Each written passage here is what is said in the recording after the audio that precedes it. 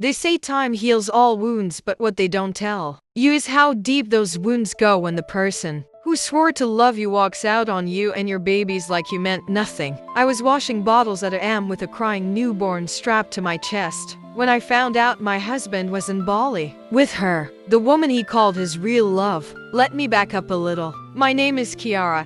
I was married for 6 years to a man I thought was my best friend, my soulmate, the father of my two beautiful children. We weren't rich, but we were building something. Late nights, diaper changes, budgeting down to the last cent. It wasn't glamorous, but it was ours. Then came Layla, the yoga instructor with a free spirit and a high-pitched laugh that could crack glass. She taught him to follow his heart, and apparently, his heart wanted to follow her all the way to another country, leaving me behind with a toddler, a newborn, and a mortgage we could barely afford. He didn't even say goodbye in person, just a text that read, "I need to find myself. Please understand." Yeah, I understood all right. For months, I juggled 2 jobs, barely slept, and cried more than I'd care to admit. I was hurting, not just for me, but for the little eyes that asked about daddy every night. I didn't tell them the truth. How could I? But just when I thought it couldn't get worse,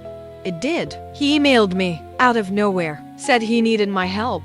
His new partner was pregnant, and they were struggling financially. Could I please start sending money for the sake of the kids? The kids? You mean my kids? The ones you left without a second glance? That's when something inside me snapped. I was done crying, done breaking. He had no idea who he'd just challenged. If he wanted help, I'd give him something to remember. I didn't respond to his email. Not immediately. I read it 3 times, then a 4th. Each line felt like another slap in the face. He wrote like we were old friends, like he hadn't ghosted me and left me to raise 2 children on my own, like I owed him something. "Layla's been really sick with this pregnancy," he wrote. "We're behind on rent, and I know you're doing better now. Could you help us out for the kids' sake? I'll pay you back." I stared at that line for a long time. Doing better now? He must have seen the photos, the ones my best friend posted of my little online store. I'd started selling handmade baby clothes from home, and it had quietly blown up.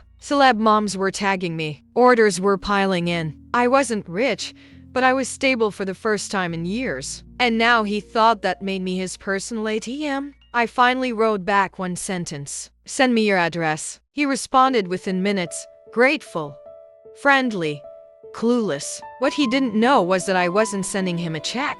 I was sending him everything he left behind. Old baby clothes, the worn-out hoodie he used to live in, the mug that said "World's Best Dad" in fading black letters, and a handwritten note. "Return to sender. I don't carry dead weight." But I wasn't done. No, this wasn't about petty revenge. This was about showing him exactly who he underestimated. I went online, pulled every screenshot, every message, every photo I'd saved when he stopped calling, stopped sending money, stopped showing up for his own children. Then I called my lawyer. I didn't just want child support. I wanted full custody, back pay, and a legal record that followed him wherever he and Layla decided to skip off to next. If he wanted to act like a father, he'd learn what responsibility looked like with interest. And while he scrambled to clean up his mess, I was already working on something bigger, something public. He wanted help? I was about to give him a front row seat to a lesson in power he'd never forget. A month later, we were sitting on opposite sides of a cold courtroom. He looked tired, pale, thinner, like life had finally started pressing back.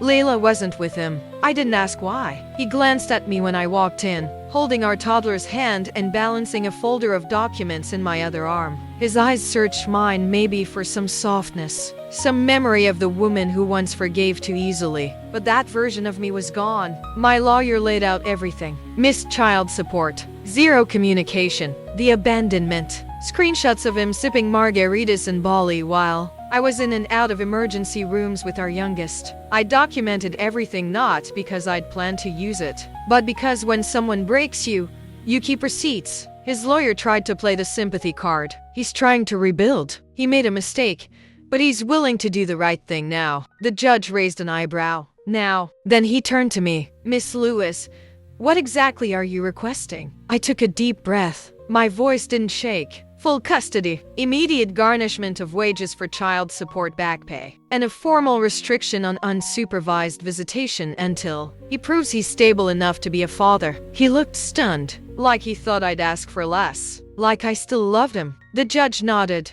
Based on the evidence, that seems more than fair. It was done, just like that. On paper, at least. But the real shift, that happened when I walked out of that courtroom and he followed me into the hallway. Kiara, come on. I didn't think you'd actually go through with all that. I thought that I'd stay broken. I interrupted. That I'd keep struggling so you could play house with the woman you left us for. He looked like he had something to say, but no words came out. I knelt down to tie my daughter's shoe. She looked up at him and whispered, "Are you coming home now, Daddy?" My heart clenched, but I didn't flinch. He froze, then shook his head quietly. I stood up. "Don't worry, baby. Mommy's got us." And I meant it, because for the first time in a long time, I realized I didn't need him. He needed me. 6 months after the courtroom, I was invited to speak at a women's business expo. Me, a single mom who used to cry over empty formula cans in the middle of the night, now the founder of a baby clothing brand that had gone viral on social media and was being featured in parenting magazines.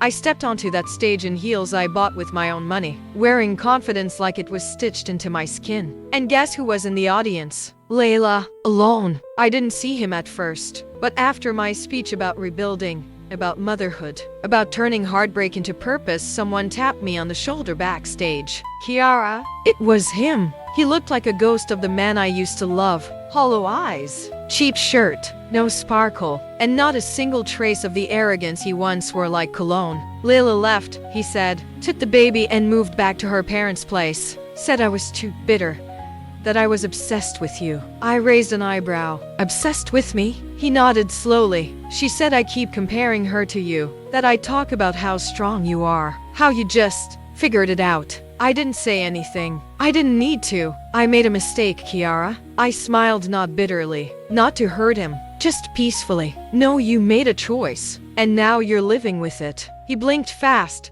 like he might cry, but I didn't stay to see it. I walked away not with rage, but with freedom, because revenge isn't always fire and fury. Sometimes it's showing up in the life they thought you couldn't build without them. Sometimes it's hearing your daughter say, "Mommy, I'm proud of you," while tucking her into a warm bed you paid for. Sometimes it's just peace, and he can never take that from me again. If you were the one left behind with 2 kids and no support, and your ex came crawling back asking for help, would you show mercy? Or would you do what I did?